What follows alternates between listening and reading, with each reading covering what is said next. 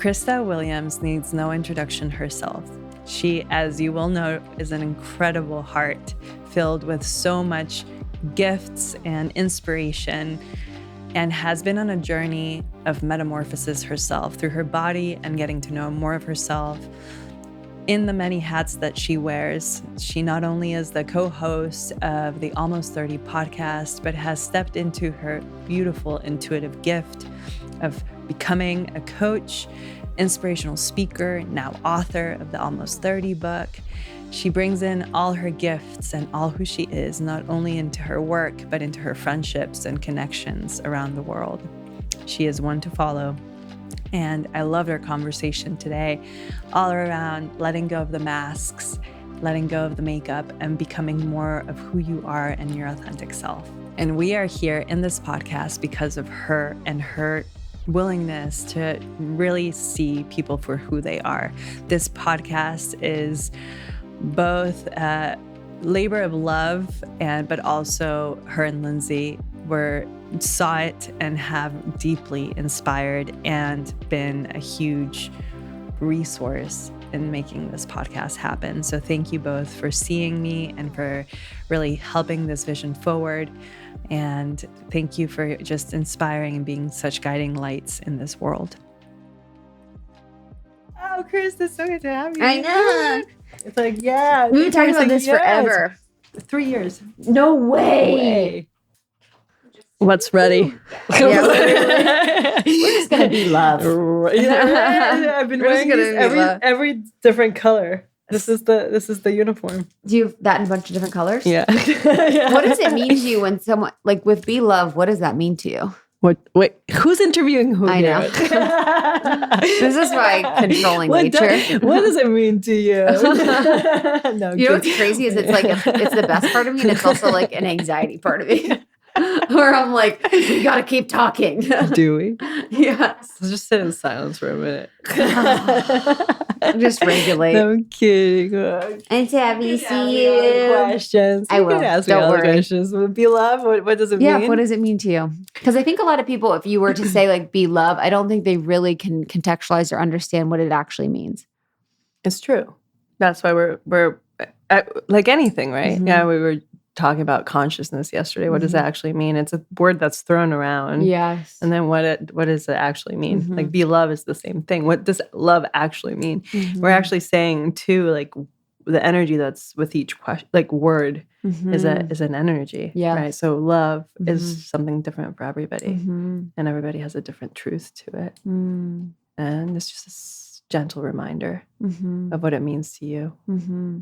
I feel like it's like, you know, because I even think about that with self-love, because I teach self-love. And I think for so long, I would be like, self-love, what is, you know, I kind of would make fun of it because I felt like it was just like a platitude. I was like, oh, can you really self-love? And it took me so long to really understand what that meant. And for me, self-love is really the loving, honoring, and accepting of all parts of yourself. And all parts of who you are, even the ones that you have been told to not like, even the ones you've been told that are bad, even the ones you've rejected previously in your life. And it's like even the grossest, most crunchy parts of yourself, how can you accept those parts? How can you see them as working in your greatest good or actually supporting you?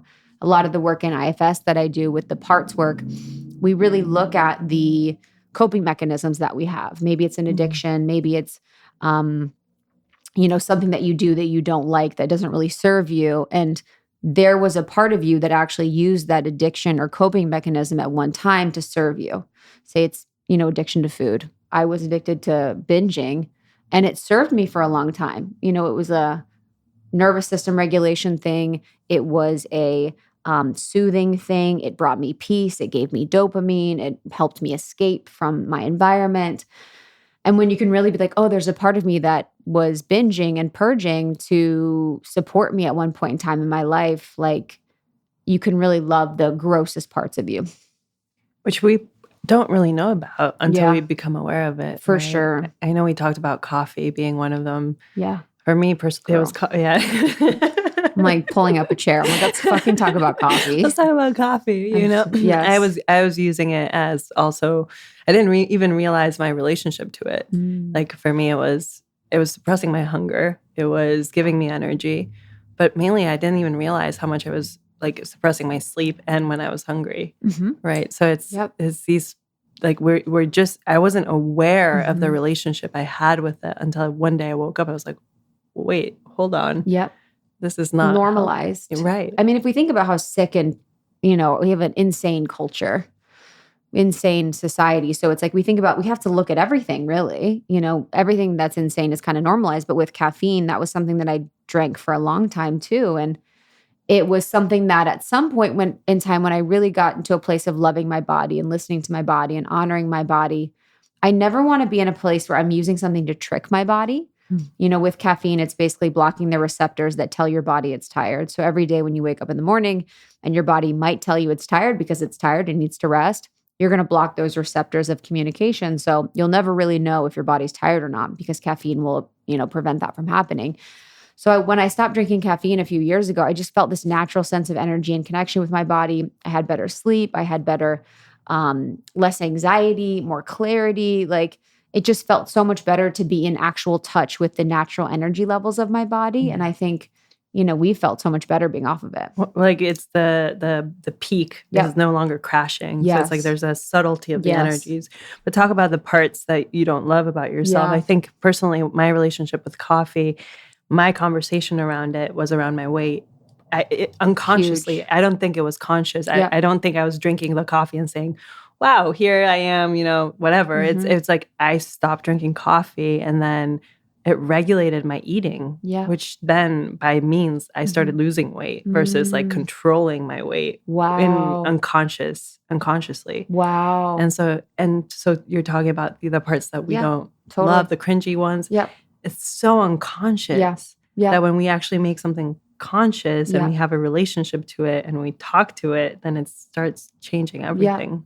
Right? Yeah, it's so interesting to hear you talk about the body because I think people have the assumption that people that are healers or, like you have no problems with their body or their weight or anything like that. And that's the one thing with the work that I do with women around their bodies is that I've never met a single person in their life that has not had like a conversation around their body or an insecurity of some sort or, struggled with their weight or food or whatever. It's like just doesn't miss any of us. And I do think a lot of people use caffeine to suppress their appetite, in a lot of ways. And so that subconscious conversation is there's something wrong with my weight. I need to suppress it with this. And then you're going to be continuing every single day to imprint that same sort of messaging in your body subconsciously that there's something wrong with your weight and you need to use something to suppress it. Absolutely. And as well as sleep, right? I'm tired, so I'll drink coffee. Guess what that does? Yes. More tired. But by the time that you realize that you're tired, but your energy spiked. Yes. So you're tricking your body to say, hey, you're not tired, but you really are. Yeah. And that's connected to the weight too, and that's connected to the food. So we're regulating our systems to feel unsafe. Yes. Yeah. There was an old videographer that we worked with. And I remember it was years ago, it was before an interview and I had coffee before an interview and I was like, drank the coffee and I was like, okay, like, I don't know how I'm going to feel. And he's like, I know caffeine and coffee is it's such a risk. Right. Sometimes you feel a lot of energy and you feel really good. Sometimes you feel tired. Sometimes you feel overwhelmed. Like you're never really having consistent sort of energy all the time with caffeine too. And it's just like a false sense of the energy and self that you have. But yeah, caffeine is a coping mechanism, overeating, addiction to phone, social media. There's so many different things that we do to really keep us from listening to the body, listening to ourselves, being in our authenticity and being in our truth of whatever that is. Absolutely. And again, it's not the thing. It's the relationship to the thing. So that's all. Whoever's drinking coffee on a full stomach and sleeping great, good for you. It's really the relationship to things and then the relationship to ourselves, which is so much of the work that you're doing presently on you. And you've really created kind of a mapping of your internal systems. And I know that part of it has been your work with parts, IFS. And it's been, as you call it, the metamorphosis, right? And that's a program that you're running right now. So I think it's really just the awareness of our, and I think we don't talk about the patterns that come before us. Because I know my mom, my grandmother, their relationship to food was I mean, I as a know. ballerina, as a model, Yep. my grandmother was a model. So I had that in my body Yep. too. So it's Yep. unconscious patternings Yep. that we're working So with, many of right? us. My grandmother had an eating disorder. My mom really struggled with like eating disorder, disordered eating. It was just all around me. And I think growing up in the 90s, you know, I just saw on TV, you saw everywhere that food was bad, being small was good. It was normalized in our culture to be dieting from a young age. You know, 88% of women have dieted at some point in time in their life. Most people have been on a diet by the time they're 12. It's just such a part of us. And in the Metamorphosis program, it was really like in the past year or so, probably 2 years, I've really come home to my body in a way that I never thought was possible. I felt like my whole life I would struggle with my weight. I would struggle with eating. I would struggle with hating my body so much and always wanting to change it. Mm. Every single year for New Year's, I'd write down my New Year's resolutions. No matter what, like clockwork, my first resolution would be to lose weight. It was like unconscious. It would be starting the list, no matter what the list would have, like my successes, my failures, whatever, lose weight on everything. I would write down in my journal every day how much I weighed, all the things. And it was really part of my divorce and really coming to a place where I was committed to fully feeling my feelings and really being present with what is. Because for so many women, they use food as a vehicle to not feel or a vehicle to avoid. Mhm. And I think when we haven't been showed or taught how to be with our emotions and feelings, we can use things like food to avoid or to control or to disassociate. I used food to soothe for most of my life. So, really being at a point where I was like, I'm no longer going to use this as a coping mechanism to soothe or avoid or disassociate. And I'm going to commit to feeling all the feelings that I had. And that led me on a journey of like deep depths of feeling all these emotions that I was so scared to feel because I'm someone that's such a deep feeler. So, I felt like it was bottomless. I was like, when am I going to get to the bottom of all these feelings? But it was the truth of who I am. And I think for a lot of women, if they aren't present with their life, if they're living, they're living in disconnection with their pleasure, disconnection with their body, disconnection with their sensitivity, disconnection with their power, they're going to kind of use food as the avoidance of all of that. Because if your mind and your spiritual life is consumed with thoughts of food, you're never going to get to live the life that you want. Like most women spend so much of their brain space and time thinking about food in their body, and they're never going to be able to really live in their power or a life that they want. So I think it's something that almost every woman I know struggles with. And it just breaks my heart because we all deserve to have the opportunity to come to earth and do what we're here to do. But we're all consumed by this thought of there's something wrong with our body. We need to lose weight or we need to look a certain size. And until we get through that, we can never really be the person that we came here to be. And so weight really is an emotional journey, Yes. right? Mhm. So I think Yeah. most people focus on the diet, on Yep. what's not, as you're saying, on what's Mhm. not working, but they're not really focused on the emotional aspects Yep. of what you're carrying in Mhm. the food Yeah. process. Yeah. That's like, because I've done all the diets. I've done all Mhm. the diets. I've done all the workouts, and I'm not saying that there isn't something to calories in or calories out. There is something to like the physical things that you could do for sure. But until you get to the root of why you're doing what you're doing, nothing's going to change. That's why diets don't work. Hmm. 6% of diets don't work. Most diets don't work for people. Most people gain weight. Go on The Biggest Loser. Most people that lose the weight gain it all back. And it's because you're not addressing the root issue of why you're doing what you're doing, or why there's a part of you that's using food to cope, or why there's a part of you that's, obsessed with food to avoid feeling. Like you have to really get to the root of your relationship to food, because how you are in relationship to food, I believe, is how you are in relationship to life. If you're trying to control your life, if you are trying to avoid your life, if you're trying to, just reduce your pleasure and your joy with life, you're also going to be doing that with food. So it's a great gateway and portal to seeing how you are living by looking at the relationship with food in your body. I'm going to add the earth as well. I feel like the Yeah, relationship to your body is the relationship to the earth That's as a well. really good one. Yeah. Say more. I feel like, more That's and a more really that good what I one. realize, like, the healer, Yes. the healer archetype, you have this huge, amazing relationship with the earth. Yeah. Again, unconsciously, there are layers to it, right? Like, it's like, I thought that I had a good relationship to the earth until I realized, like, oh, wow, there's like one layer deeper of what I actually am missing here, right? So I'm not feeding my body correctly. I'm not feeding the earth correctly, Yes. and vice versa. I'm not allowing the earth to feed me, and I feel like, I'm not allowing this energy to embrace me because I'm not embracing myself. Yeah, that's powerful. When I think about some of the work that I do in the Metamorphosis program is related to the mother wound and food and body, and the mother is earth. The mother is our nourishment. It's what sustains us. So when we look at like the bigger macro of this tiny relationship that we think is just like a part of existence, it's related to earth. It's related to the mother. If we're not caring for our earth, we're not caring for ourselves. Like it's all connected. It's one of those things in life that when you really look at it, it just hits on so many different things. And I think, going back to the consciousness thing, it's like consciousness is just kind of looking at everything just with a like the witness view of like, okay, instead of me being in this situation, like if I was an alien watching this person, what would I be noticing about what they're doing? How would I be witnessing them? How would I be seeing them? But the earth is a huge, huge part of our disconnection to most things. And it's just, sometimes when people say it, I'm like, it's just hard to even hear. Well, I spent a lot of time in the garden this summer, and it was like, I talk about healer archetype with the earth.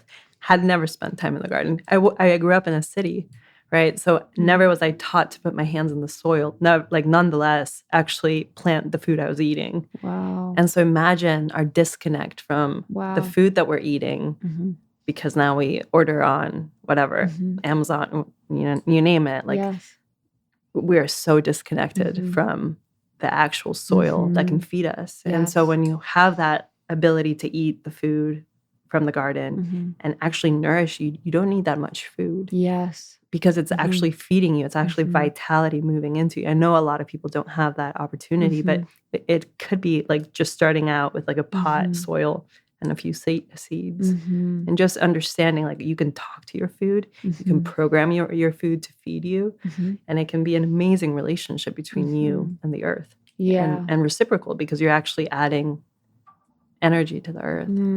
So it's, I love that, just as a little note for people, talking to your food, speaking to the food, praying over your food, blessing your food. Like you can really charge the energy and the frequency of your food. And I think I'm so grateful that I am blessed living in California. The food is so vibrant and so bright and so colorful. And, we have access to this. Growing up in Ohio, we didn't have access to really bright, vibrant, beautiful food. And you can tell the difference of the frequency of the food when you see it. But I think praying over and blessing the food not only helps you with digestion because it slows you down, it gets you present, it gets you in your body. You're going to eat less. You're going to eat in a more intentional way. So there's so many different practices that people can do that are actually very simple and just very intentional around food that support you in feeling good in your body and having a body that you love, but also having a greater relationship with like your experience as a human in existence with like the things that are meant to like feed you and your soul. Absolutely. And it comes back to slowing down, right? Yeah. Slowing it down. Yeah. We're moving very fast these days. I'm moving very fast. I know, same. Right when you said that, I was like, I am moving so fast. We're even talking fast right now. No, I know. Honestly, you come hang out with me, it's like, come on in, the rocket ship. I'm like, we're going to this, and then we're going to this.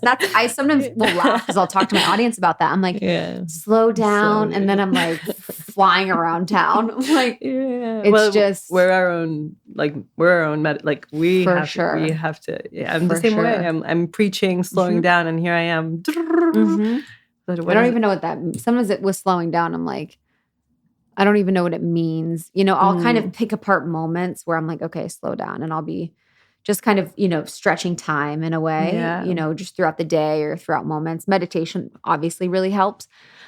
But it is hard to slow down when you feel like there's just so much to do. Yeah. And I feel like when your life gets really good and beautiful, my life is so beautiful. I have so much. I'm so blessed. Like it gets like, it's exciting. I want to do all the things. It's, you get like, you're like, I want to be with them and I want to go do this and I want to go to this. And I have to remember too that, I'm acclimating to a new frequency of existence that's really beautiful and amazing. And it doesn't mean I shouldn't say no. Right. You kind of like get to the point where you're in a little bit lack mentality still. Where you're like, I never had friends like this. I never had opportunities like that. I want to say yes to everything. But it's like if you're truly at the frequency that of abundance and of the highest level, you still can say no because you know that there's even better. So sometimes I have to be mindful because I'm saying yes to so much. It's almost like coming from the frequency, like I mentioned, of lack, where I'm afraid it's not going to come around again. Or like, the idea of time, like we're halfway through our life or, whatever, 1/4 of our life. We're just starting to see it that way. I mean, the whole relationship to the body is like, wait, hold up. It just took me this long to realize I'm safe here. Yeah. And then feeling like we don't have enough time. But then have you ever played with time? Have you ever actually like said time slow down?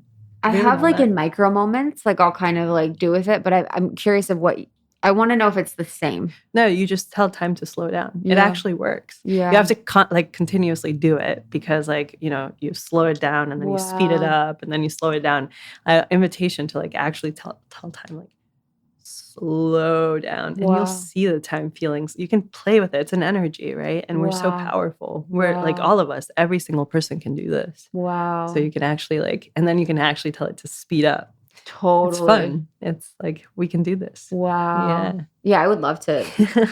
Because it's like, but then my soul's like, okay, you don't want to be like, I'm working today, speed up. I'm on a date, slow down. It's like, I mean, it's you want to I'll be picky about. I'm at the DMV, speed up. I think I want to slow down everything because it does feel like we're going fast. Things are moving a little fast, and this is such a good lifetime for me. I'm so grateful for it. Like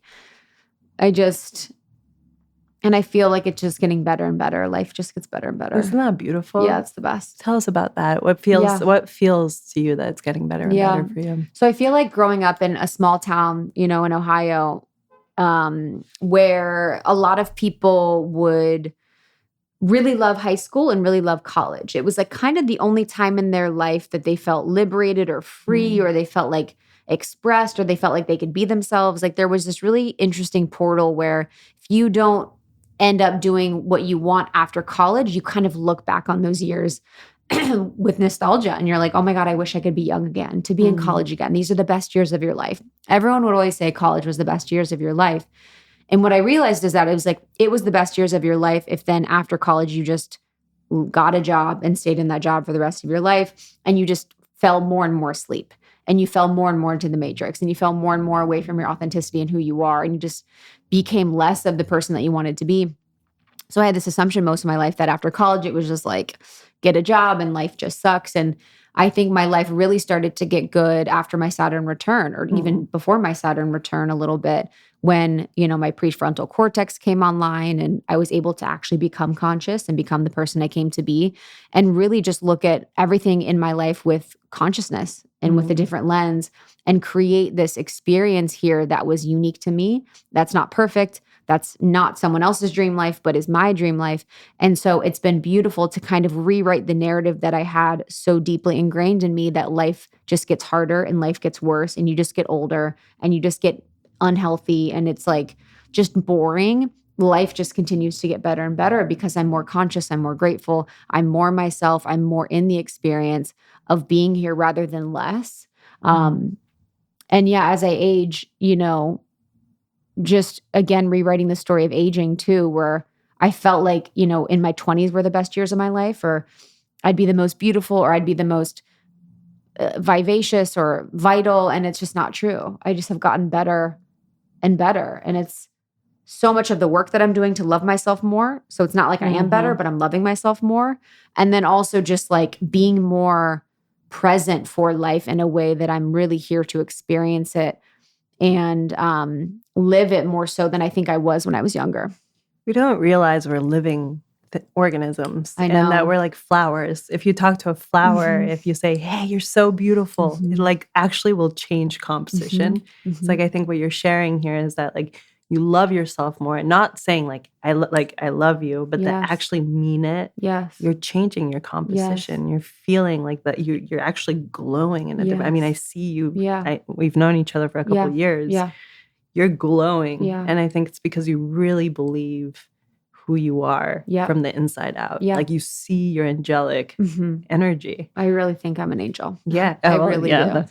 I feel like that. And I think, just so people can have an example, for me, the way to love myself, this is so silly, but I was at Erewhon a few weeks ago which is a grocery store in Los Angeles that everyone goes to. And they have quiche on the weekends. And I freaking love quiche. Quiche is like my everything. So I go to order the quiche and I'm like, can you heat it up? They go to heat it up and then the line just gets crazy. The place just gets busy. It's so insane. And I'm like, I don't even want the quiche anymore. I'm like, I just want to leave. I just felt overwhelmed. So I was walking out of Erewhon. They're baking the quiche and I'm leaving. And I just was walking and I was like, and I said to myself, I'm like, oh, is that the type of person you want to be? You want to like order that quiche and then leave? And I literally was like, even if I'm a bad person and in this moment for the quiche, I still love myself. And I just like had this moment of like acceptance that was not my best moment to leave the quiche. But it's okay because I was overwhelmed and I still love myself no matter what. Like I was just like, no, girl, it's okay. I'm not perfect. I could have chosen better, but I still love you. Like I still love you. Someone gets mad at me or disappointed in me. I love you so much no matter what. Even if this person's mad at you or disappointed in you, I love you so much. I'm not going anywhere. Like I always say to myself, I'm not going anywhere. Like just being that home for myself, being that non-judgmental part of myself. And it doesn't mean I don't expect excellence or I don't expect better for myself when I don't perform or live at my most optimal or live in alignment to my values, but it means that I'm never going to shame myself. I'm never going to blame myself. I'm never going to not see the best in myself because I see the best in others. Like when I live my life, I'm always looking for the best in others. I'm always going to look for the best in myself too. And even make it playful. Like the Erewhon thing, I just am like, ooh, not my best. You know what I mean? I'm like, and I'm not like robbing banks or like murdering people. So it's like really light, but I'm like, not my best. Like next time, like, let's do it this. I still love you, even if you're not perfect. So, and somebody's going to eat that quiche. That it might not going to be you, but it was honestly the last piece, and I'm sure that someone is going to have it. And yeah, it's beautiful that you say that, like because you see everybody in their best. Like you're seeing yourself at your best, and you're honoring everybody in their highest. Therefore, you're at your highest. It's like no matter what, because it's reflected to you. Right? Yeah, and again, the parts work. So, internal family systems is a psychotherapy technique, and in it, when you're able to unblend parts of you from the soul part, the you. So we have our soul, we have the part of us that's like the part of us that's like the perfect loving aspect of us, that infinite part. And then we have these other parts that are created through trauma or created through experiences, and they're just like aspects of us. And when my soul can be witness to the parts, the part of me that got overwhelmed and wanted to leave the quiche, the part of me that's judging me for leaving the quiche, like the part of me that binged, the part of me that restricted, when I can unblend and even personify them, it makes it easier for our brain to process when you personify parts. And then it also makes me see things with more compassion because I'm not identifying with it. A lot of times if people are addicts, they're like, I'm an addict. I'm addicted to sugar. I'm addicted to food. When we identify with that, it's really hard to break it. But when we pull it up from us and we say, I'm not an addict, but there's a part of me that uses food to cope.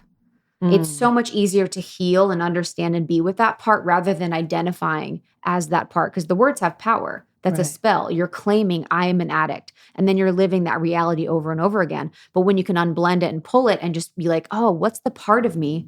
This part of me that has addictive tendencies, what's going on here? It's so much easier to heal and even love those parts. Wow. So you just break it apart. Yep. And then by personifying, do you give it a name or do you? You can give it a name too. Okay. Yeah. So people can go with whatever they want. They can be like, oh, Brittany is my restrictor. Michelle is my binger. Like they're active. And I don't give it names. Usually I just kind of like see the aspect, or I'll know an age. Because a lot of times these parts have ages. So whenever I do work with my clients and we go into the parts, we will go like, we'll go into like almost like a shamanic experience, and we'll see and witness the parts. And then we'll be like, how old does she look? She's 12. Where is she right now? She's in a school classroom. What's happening in the classroom? She's being bullied by her peers. Can you ask her like, how does she feel? What are they saying? What are these things? And then you can really get to the root of where a lot of these insecurities come from. A lot of limiting beliefs come from. A lot of these aspects of us are built from certain memories in our life. I remember I was like 10 and we were at a dinner table for a holiday, and my dad and my mom had been struggling, and my grandma was yelling at my dad on behalf of my mom. So her mom was yelling at my dad on her behalf. And I was really young and I just freaked out. Like I just loved my dad so much. I was like, don't yell at my dad, and kind of like spoke my truth. And then I got in so much trouble. Like it was just like reprimanded, beat, the whole thing. And I knew from that age that it wasn't safe to speak my truth. It wasn't safe to, say how I felt. So that part of me, that little girl, I would go back to visit her in that memory, like you do a lot in your work, and just see her and honor her and be with her, build her up, let her know that I'm here. Like the soul is here. Like you can come with me out of that situation and circumstance. And just noticing if she ever gets present in other situations. So if I was on this podcast and I sat down and I'm like, ooh, I'm feeling a little bit nervous to speak my truth, I could really be with her, be like, oh, are you nervous? Like to say your truth because people might judge you.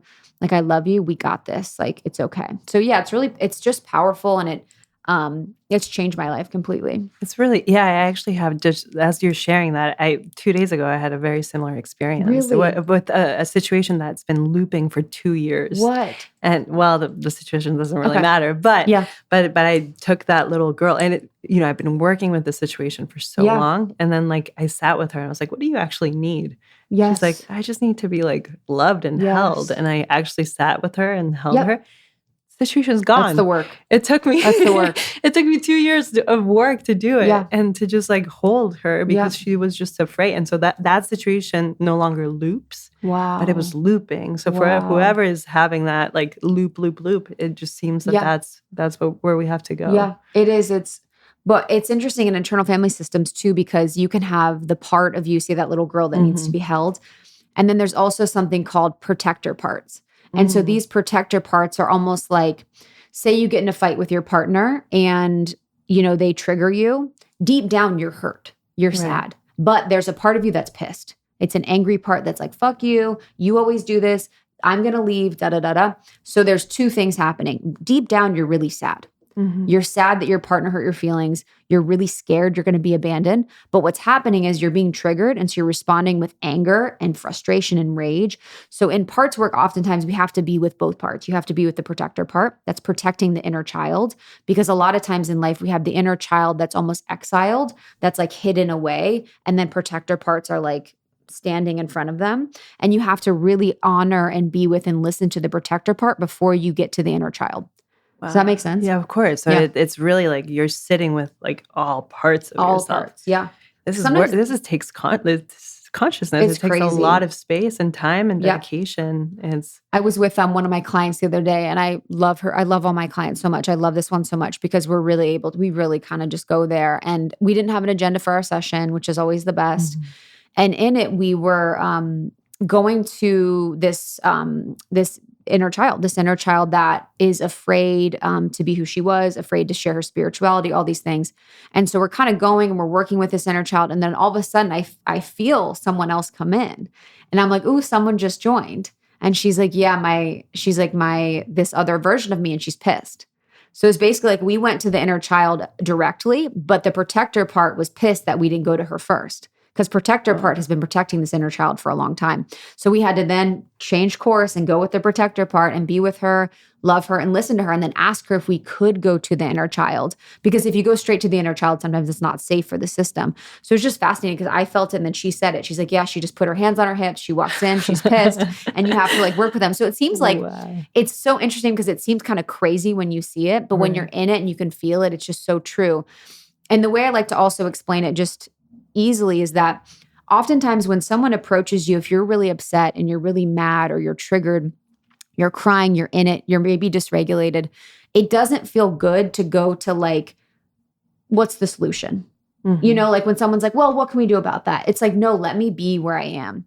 That's an example of like, we need to be with this part that's triggered and upset and feeling before we go to the solution. Because obviously we know there's solutions to problems, but it doesn't feel good to have parts bypassed and then brought to a different place because the solution part is a different part.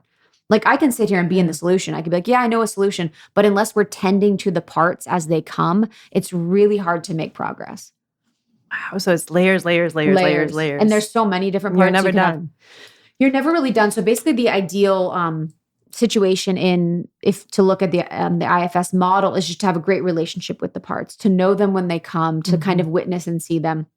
And that's really what I do is just staying as much in self and my soul as possible. And then having a great relationship with the parts. So an example would be me when I speak on stages. It's my soul, but there's also a performer part of me. You know what I mean? So like there's a part of me I activate when I'm Right. speaking on stage, and I love her. She used to be someone that would run unconsciously. She was performing for people, trying to make them like her. And now I can use her in a way that's conscious. I could be like, all right, time to turn it on, trying to make these people like you, try to get the point across. And so it's me consciously being in self and having a conscious relationship with them. So say I go on stage and I'm like, oh my God, I'm scared right now. I'm going to go to that little girl and be like, I know you're scared. Like, we got this. Like, we've done so much work. We're going to rock it. I'm going to bring you to the other part of me that's a performer and that knows she's amazing. And we're going to work together and get on stage. So it's like, it's just really micro moments, but it's staying in as much in self as possible. And then being conscious of the feelings and situations as they arise and then working with them.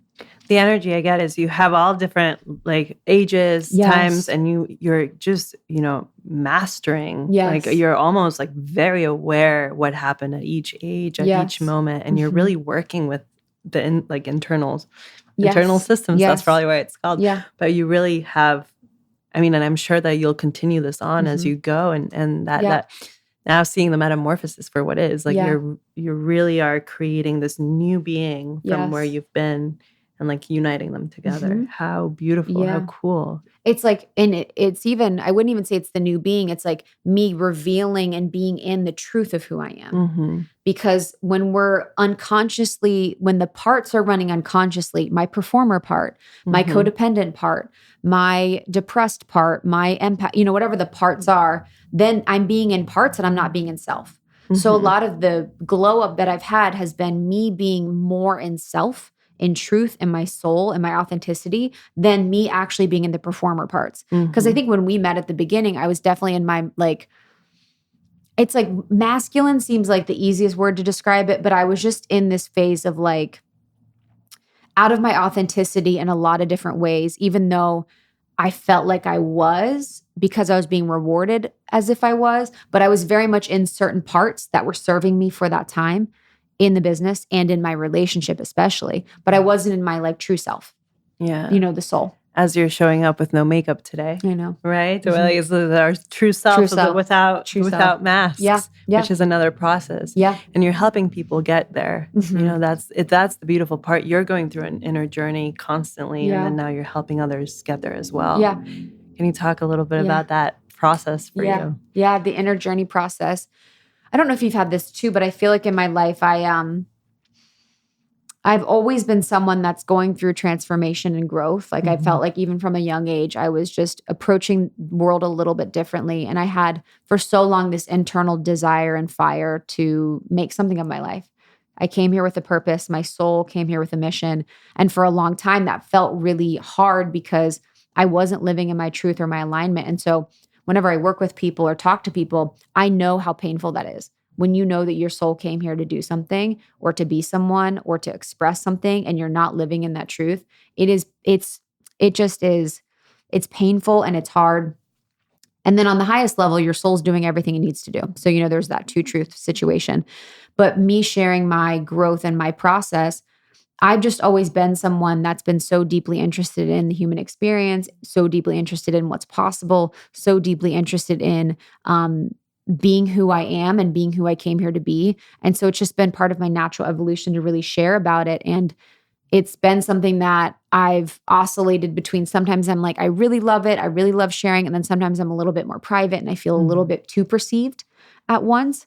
But what I know is that it's very natural for me to grow through the processes that I go through and share them, because when it's alive for me, it's hard to not share. It's hard to not share aliveness. It's hard to not share truth. It's hard to not share some of the things that I've experienced because it feels like the most resonant and it feels like the most in service. And I remember for a while with the podcast when we started, in 2016, I did it because I loved it. Like, I don't think I was saying I did it in service. Like, it was not in service to anyone but me, even though we did stuff for women. Like, I'm not saying we were totally just crazy, but I realized in the past probably year and a half how I serve. And I now am actually feeling like clear on my service.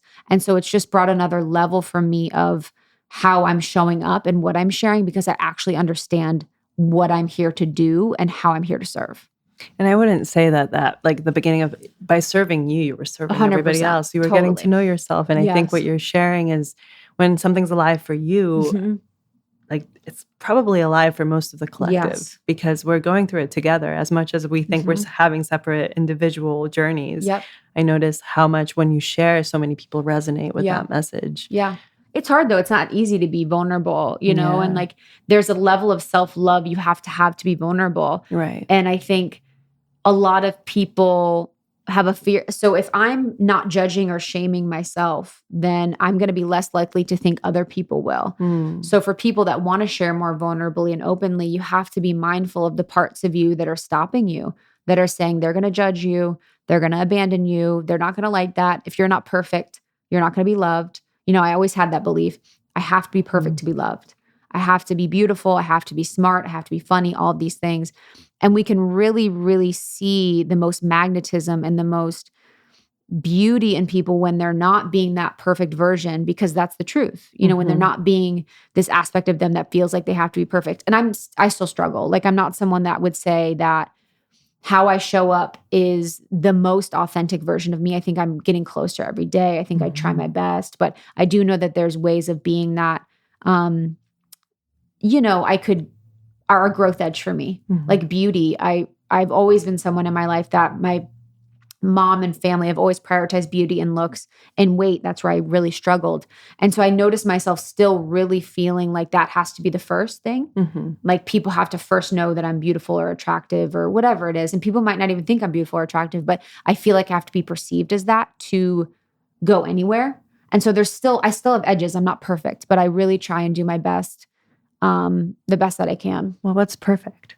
I think we all have a different definition of it. And I think that that's the journey of being a human body personally. I think that that's like forever something that we will, there's no such thing. Yeah. I think when we notice and when we see people like showing up in their authentic selves, they're coloring completely outside the lines. Totally. Right. And it's not going to jive. Like it's not going to go with everybody. That's the thing. That's the thing is I think that's a great point that people need to recognize is that you're like, I think the message is that, oh, me being in my authenticity will like magnetize everyone, and it won't. It won't. Like at all. Like it'll repel a lot of people. And that's what gets scary is I think people step towards their authenticity or step closer to it, and then they lose people and it gets scary because our deepest desire is to be connected. And to accepted. people and accepted. Yeah. So it comes up against that. You know, that's where this authenticity is the hardest. That's why I look up so much to you and so many people. You. I mean, and Sahara. Yeah, I know. Like, I think like she's the best. To show up like fully authentically, unapologetically, you too. You know, and it's like I'm here showing you my journey. Yes. Like it's a sacred journey that you're going through, and you're putting it out for people. It could be bashed. Yeah. But it's I love what you're saying. Like loving yourself so much that no matter what people say, I loved what you said it, and you know we'll repeat it, but it's like I love myself and I love the other, and therefore the other loves. You know, it's like a reflection. No matter what. Like if I'm going to give myself grace, I'm going to give, or if I'm going to give other people grace, I'm going to give myself grace. And seeing that most people are coming from a wound and whatever they were told that it was their truth. Yeah. And what is perfectionism? What is truth? Like we have these massive definitions. Yeah. None of us know. Yeah. None of us know what actually happens when we die. Yeah. Well, none of us know what actually, anything really. Totally. I know. I think even, you know, just like the part of the authenticity thing too, just another example of like what it feels like to really love yourself and be there for yourself. I went on a date with someone and who's amazing. And we were processing the date after, because that's like my dream is to process everything.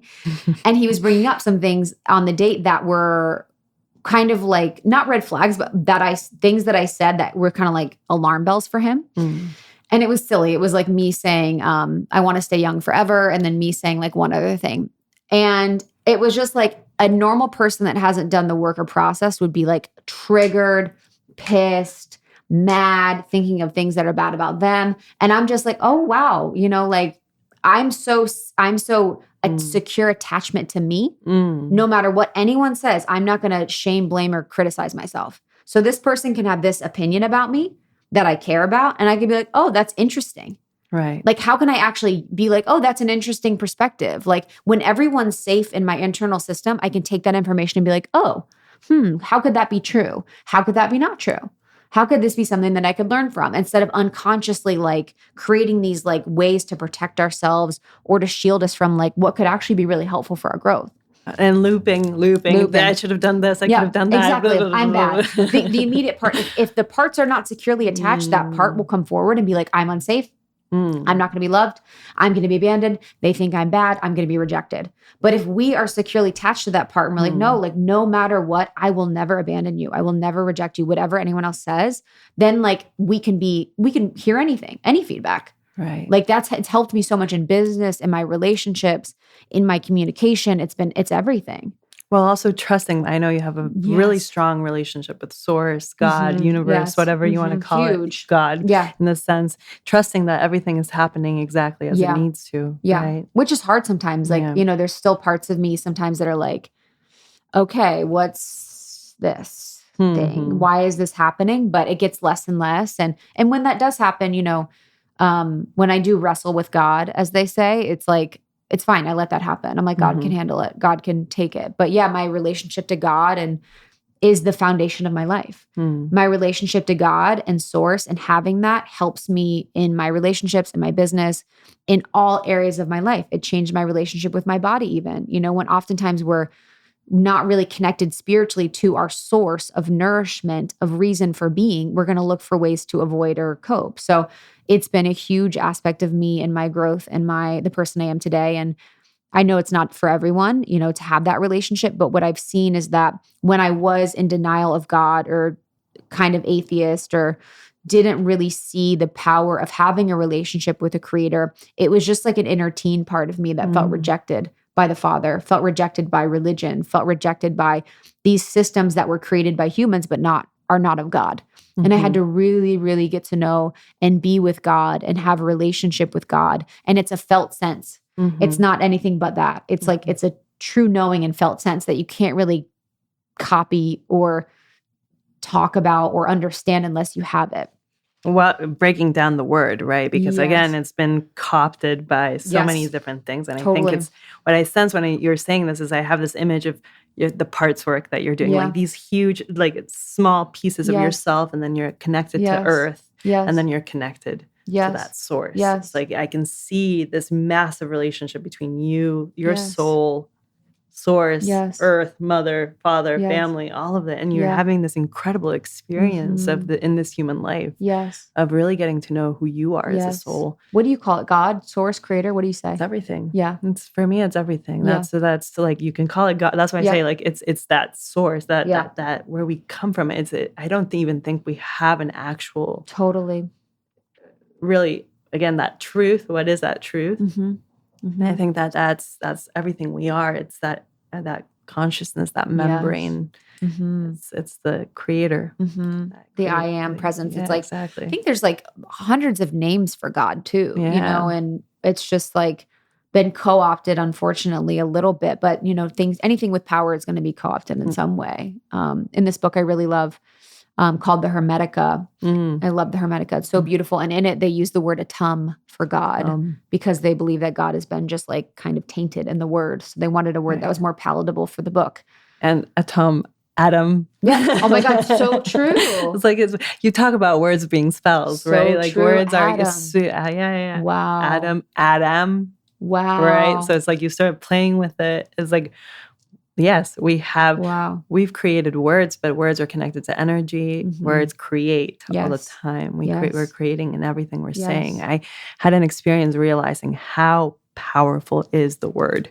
And to be very careful with what we're saying, and I think because we're creating constantly for ourselves and therefore for other people. Yep.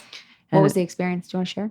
Yeah, it was more like a kind of awaking from I think a lot and I feel a lot and I constantly am analyzing and not analyzing. And I think it's more about like realizing it in everything that I'm saying, I'm creating. And when, especially in these spaces, what are we creating for people listening right now, right? We're creating from our own experience, but they get to have their own experience and honoring their experience and honoring the collective experience. It's huge. It's very big. Yeah, I think we've talked about it, but my work on the voice. So my things are like the voice and the body, and the voice is just so powerful. And I think when people think about living the life that they love, the life that they love is on the other side of them being able to communicate it and express it and be like, you in a business, communicating your business, what you do, who you serve, what you have to offer in a relationship, being able to express yourself, being able to process, being able to have conflict repair, being able to say, I love you, being able to say,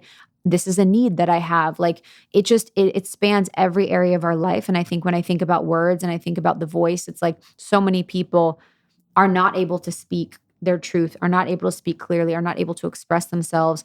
And it really prevents you from creating the life that you want, living in the life that you want, and having the relationships that you want. And so that's been something that's been really online for me, because I feel like there's been point in times when I've lost my voice. And when I lost my voice, I felt like I lost myself. You know, you can't feel like you're yourself if you're not in your voice. It's like the soul aspect of you manifest on earth, you know? Yes, absolutely. Yes. And I'm having that experience because of so long in my life, I didn't have the voice. And here we are. Yeah. So, and so much of this journey is because of you, you know, so thank you for allowing Why that do you to think happen. you lost your voice? Again, we go back to ancestral family, the country I was born into, women. I mean, it's generational, lifetimes, if we believe in that. I was born with the umbilical cord around my neck. So much that I actually even manifested that in my birth. Like, you're not allowed to speak, right? And then my father being such a truth teller and seeing what that did for our family. So it's like, can I speak? Is it safe? I don't even know. I mean, you know. So yeah, I think thank you for all you do for the body, for the voice, because again, we wouldn't be sitting here if it wasn't for you, Lindsay, too. And we helped our girl. Yeah, but it's your medicine and your magic isn't going to be experienced by people as deeply if you're not expressing. Yeah, and you're not in your voice and your power. You can't be in your power and not be in your voice. People talk about being in their power all the time. People talk about being seen all the time. I'm like, no, you're afraid to be heard. You're not afraid to be seen. I see on Instagram all the stories, all the posts. You're afraid to be heard. People, like, that's the true authenticity and the true reality of who you are and how you feel is through the voice. That's beautiful reframe, actually. And it's so true. Yeah. We don't think about it that way ever. No, I know. I'm like, especially with women, there's just a whole, and I'm part of this. We're afraid of lions, we're afraid of tigers, we're afraid of bears, and we're afraid of women that is in her truth. Oh my. And we're afraid of women that's speaking her truth and in her power and expressing herself. Women's voices have been taken away for centuries. So often. I've had many lifetimes where my voice has been taken away. And it's actually so beautiful. Like, in so many countries in the world, we would never be able to be doing this. No. To be speaking on a microphone that's broadcasted to women all over the world. Like, so many women do not have the opportunity to do this or even listen to this. And so we're just on the cutting edge of really enabling and empowering women to speak who they are and what that is. And to say, importantly, I think people, when they think about the voice, they think about speaking their truth. And for most of us, we kind of think our truth is like, I want to dump you, or like, I'm mad at you, or this doesn't work. It's always like kind of a negative connotation of something that's been festering that we want to express. But that's not always the truth. You know, if we were to think about our actual truth, that's our soul. That's like the most unique, infinite, creative aspect of us. That's like the actual truth. Those are just unprocessed feelings and emotions that deserve to be heard. But it's like, the truth is like, I am love. The truth is I am forgiveness. The truth is I am presence. The truth is I am these things.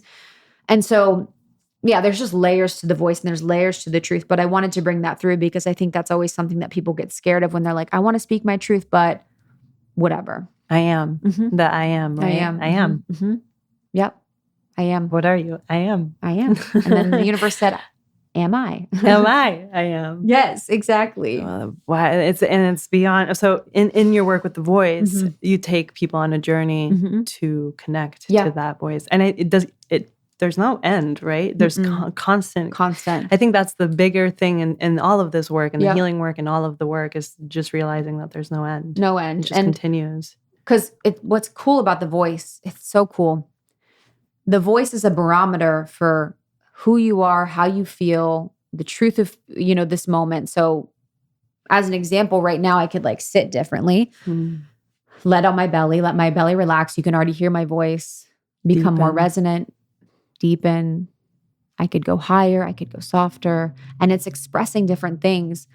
And in our life, when we stray from our authenticity or our truth, the voice will tell us, hey, how's it going? Yeah, I would love that. That's great. Hey, how are you? Like when we answer the phone, we're in the performance part of us that wants to be liked and accepted. Hey, how's it going? We go up, we go out of the truth of our belly, of our body. And so the voice can always be a gauge of how we are with life and how we are with ourselves. And I think it doesn't really end, It's so beautiful, but there's so much that you can do to get to a point where you're expressing with a resonance that's heard and a resonance that's felt. And it's really connected with our womb, right? It's our isn't there an image that's like looks like the lower part of the woman is actually connected very much with the throat. Yes. Right. It's almost like a mirror. It's a mirror. Yeah, it is. It's like that's related to the body too. So much of the work that I do with women is releasing the tension in the belly to allow the voice and the breath to move to the belly. But so many women constrict, suck in, are afraid of having a belly, having a Buddha belly, having a full belly of air. And so our fear of our bellies and our bellies not being flat keeps us from being in the truth of our voice. So there's so much there with the body, with your spirit, with your emotions. It's very cool. With your heart. It all comes back to safety, no? Yep. 100%. And you think about, because it's, so the vibrational frequency of your soul is manifested through the physical entity of your body. And then it's processed through the mind. So it's working in all your chakra systems, this like vibrational frequency that's met by people. And it's bypassed through the heart, oftentimes. But if someone's not in their body or in their throat chakra, or they can be in the throat, but they can miss the heart and rest of the body. So a lot of times people's voices are here. Hey, how's it going? Just like, it's like full programmed life, just head, throat. But when we can really bring it all the way through, that's like embodiment and truth. Wow. The pieces go to the body, to the earth, to the higher consciousness of creation. Look at your journey. It's just incredible. Yeah. What's next after consciousness? Oh, I'm really grateful to be now understanding the body and voice work in a way where I know how to serve. And I feel like what's also made me glow up is I'm a healer. And that's been something I've been denying for most of my life. I didn't want the responsibility. I had judgment around it. I didn't want to be pedestaled. I felt unsafe in it. I didn't want people to be reliant on me. I didn't feel like I was enough. And I didn't really understand the concept of a healer. I thought a healer heals people, and that's not actually what it is. And so really stepping into that truth has been beautiful. So that manifesting through the Metamorphosis program, which is my body transformation program that I'm going to be running in January. And then voice work, which I do one-on-one with my clients. And then my retreats and stuff that I have. You have a tarot deck too. I have a tarot deck. Yeah, modern tarot. So I've loved the study of archetypes. Archetypes is a collective set of information that we can all sort of understand through our collective consciousness. It holds information about the archetypes. So I love that we can study these images and these pictures and understand our evolution on Earth. The cards really walk us through the journey from our soul landing on Earth in the Fool, to the ultimate end manifestation. And so I love using tarot to tune into my intuition, to tune into my guides, to just really see anything I'm missing that's unseen. And then from all that work that you're doing individually, calling in that partner that feels like it's connected to you. I know. What would it feel like for you to feel, like you're already so safe in your body? I'm curious what your thoughts are on calling somebody in that's that safe. Like as you are safe, as you're creating safety in your body. Yeah.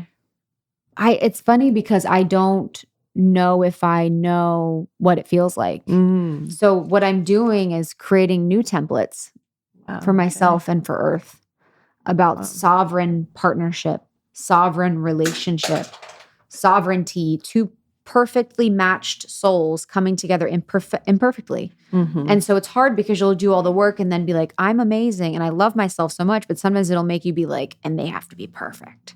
And then you're kind of screwing yourself a little bit. So I don't know what it will be like. I know that I listen to my body enough and feel connected with my body enough that my body knows.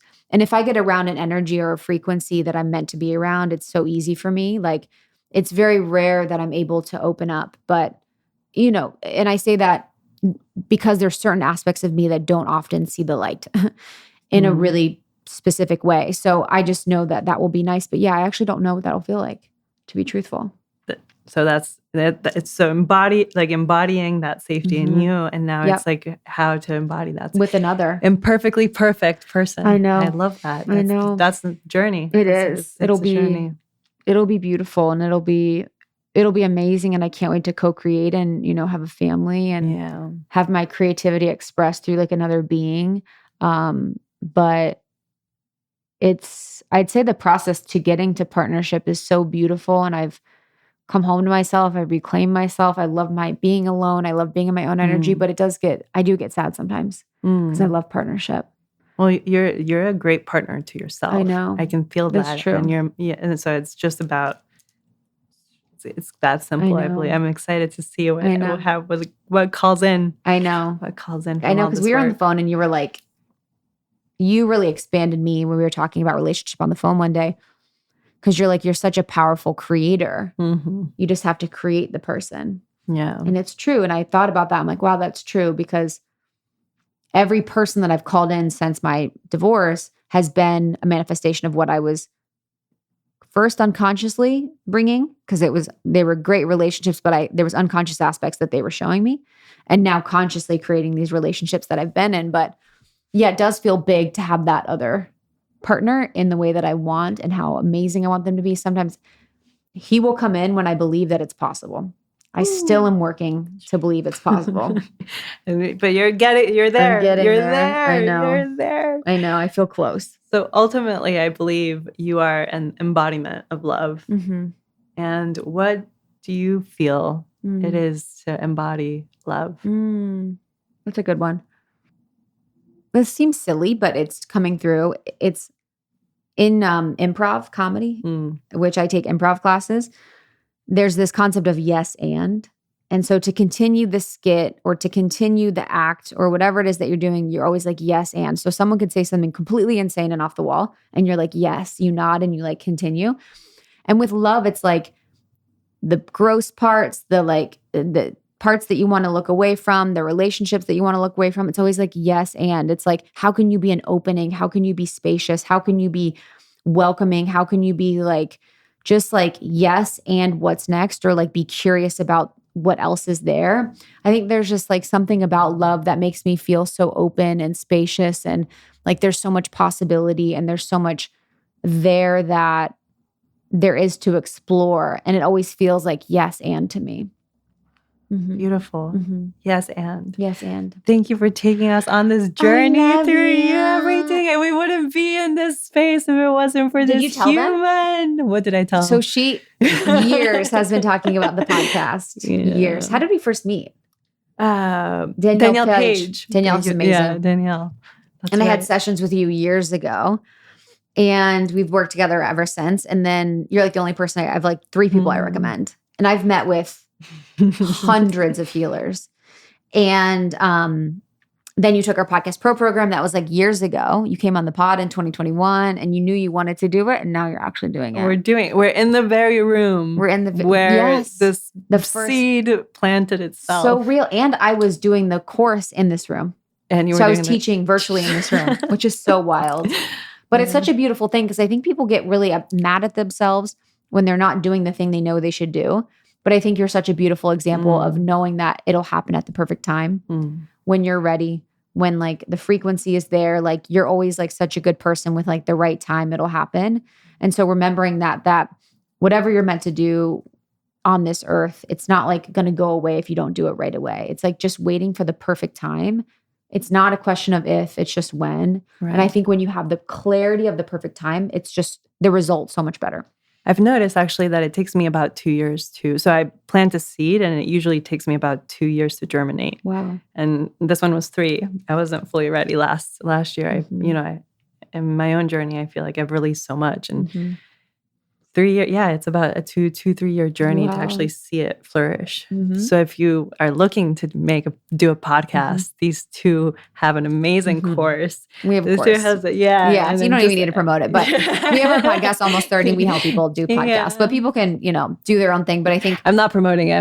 I'm Yeah. sharing it. Yeah. But you also too, with your Yeah. voice, you had to get into the voice frequency that you feel is the most resonant now. When also the planet is ready for something Yes, different. I feel like totally. it's really about, as we're sharing with the earth, with the planet, Yeah. the energies, the synergy has to be there. Yeah.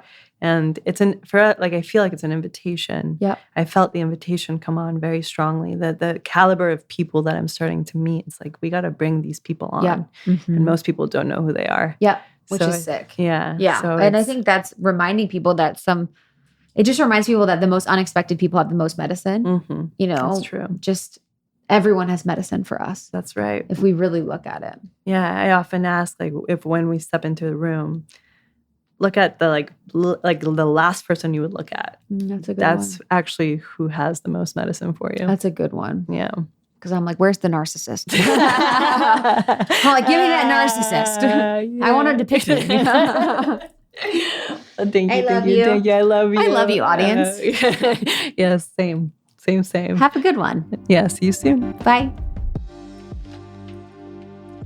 And to find Krista's work, we'll be linking the website, her Instagram, and the link to their incredible book, which is a must read, not only for those going through a Saturn return, but also for anybody going through a Saturn return at any point in their life. It brings in resources for any point of life where you're going through a transition and you need just a bit more of support. So all the links below, and follow Krista on her journey.